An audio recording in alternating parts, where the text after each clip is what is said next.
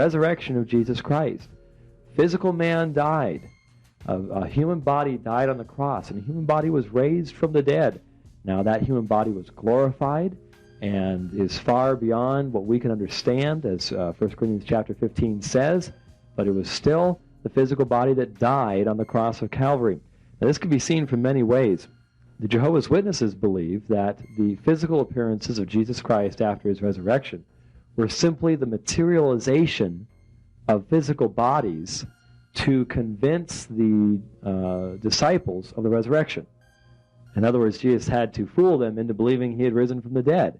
And that's actually deceptive on Jesus' part, but that's what Jehovah's Witnesses are saying. I recall going over to California once, and we had gone over with some friends over to Disneyland. It wasn't open yet.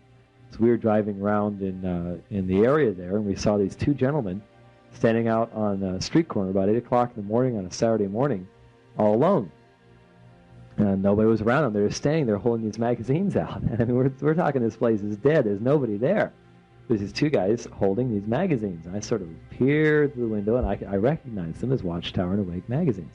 So we had a radical change in driving plans and hung a Yui in the middle of the street. And I and one of the people that was with me got out of the van, grabbed our Bibles, and spent about an hour talking to these two Jehovah's Witnesses on the sidewalk. And we eventually started talking about the resurrection of Christ, and that's what they're saying. Is we've got to realize that angels can materialize bodies. And since Jesus was resurrected as Michael the Archangel, he materialized a body to prove his resurrection. Well, that proves nothing. That's deceptive, because if that body had not actually risen from the dead, that's not a resurrection. But that, of course, is what they were saying. They're very adamant on that point. We tried to point at them to Luke chapter 24, beginning verse 36, where it says, while they were still talking about this, Jesus himself stood among them and said to them, peace be with you. They were startled and frightened, thinking they saw a ghost or a spirit. He said to them, why are you troubled, and why do doubts arise in your minds? Look at my hands and my feet. It is I myself. Touch me and see. A ghost does not have flesh and bones. You see, I have. When he had said this, he showed them his hands and feet. And while they still did not believe it because of joy and amazement, he asked them, do you have anything here to eat? They gave him a piece of broiled fish, and he took it and ate it in their presence. Now, you can't get much more straightforward than what Jesus did for the disciples in this situation. They thought they had seen a spirit. They thought they had seen a ghost. Now, this is what Jehovah's Witnesses are actually saying that they saw, was that Jesus was raised as a spirit and not as a physical being. But Jesus said, why are you troubled, and why do doubts arise in your mind? He thought of that as a doubt and not as a true faith at all. And the word actually is spirit in the Greek New Testament. The NIV translation is a little unfortunate there, that they thought they saw a spirit. And he says, no, you're confused. Look at my hands and my feet. It is I myself. Touch me and see. A spirit does not have flesh and bones as you see I have. And so he has flesh and bones, and he's saying, hey, a spirit does not have flesh and bones. He shows them his hands and his feet. He invites them to examine him. And this, of course, is a classic refutation of what the Jehovah's Witnesses teach about Jesus actually being a spirit when he was raised from the dead.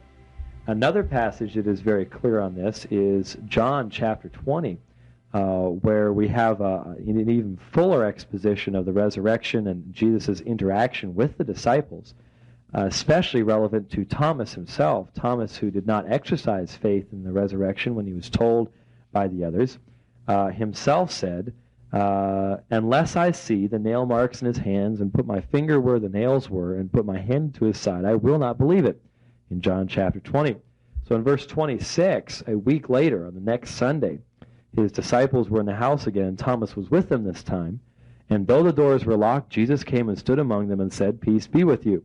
Then he said to Thomas, put your finger here, see my hands, reach out your hand and put it into my side. Stop doubting and believe. Now, Jesus knew exactly what Thomas had said, even though he was not there a week before him. And Thomas says unto him, my Lord and my God. Obviously a passage that gives many Jehovah's Witnesses a lot of trouble because they deny the deity of Christ.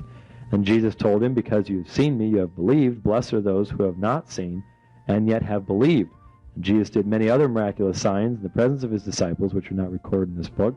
Jesus had many resurrection appearances where he interacted with the disciples.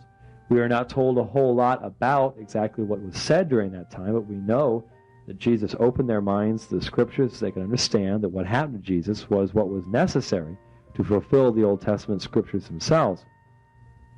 So the Jehovah's Witness position that Jesus was raised spiritually and not physically, you might ask the question, what happened to his physical body if he was not raised physically?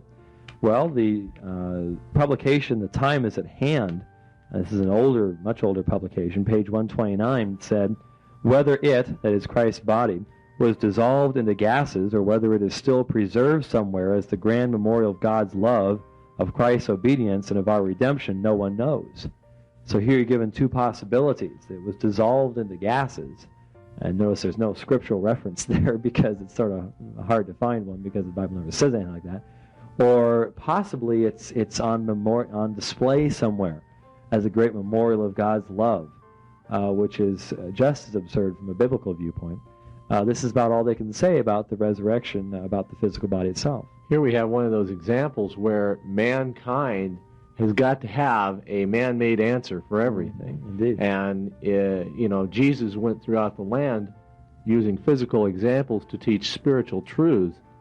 And there are many people, even in that day and even in our day, who can't handle those spiritual truths, so they've got to have an understanding of their own comprehension to explain away what occurred, Yeah. And I'm reminded, I can't find it, I was looking for it a minute ago, of the time when the people in Acts had asked, what shall we do? And Jesus, or I believe it was Peter, said, believe in the Lord, that God raised him up from the dead. And that's the whole miracle of the situation. The resurrection was the central aspect of the preaching of the early church, is found in Acts. In fact, Paul almost got laughed off of Mars Hill for bringing up the resurrection to the Greeks, because the Greeks, of course, rejected the very idea there could be anything of a resurrection, because they did not believe that the physical body was good. They were dualists. They felt the physical body was evil. But in the book of Colossians, chapter 2, verse 9, we read, for in Christ all the fullness of the deity lives in bodily form. This was written after the resurrection. This is a passage that most Christians don't utilize when talking about the resurrection. But after the resurrection, Paul can say, in Christ all the fullness of the deity lives or dwells, present tense, in bodily form. Jesus Christ, frequently we have Mormons say to us, well, what happened to Jesus' body? And I say, well, Jesus has a glorified resurrection body. Well, that proves God has a body. No, it doesn't prove God has a body. The gospel is not that men can become gods, but that God became a man. That's a unique situation, one time, where God took on the human nature in Jesus Christ to provide for our redemption. We do not become gods, but God became a man to provide redemption for us. So there are a number of passages that would very clearly refute the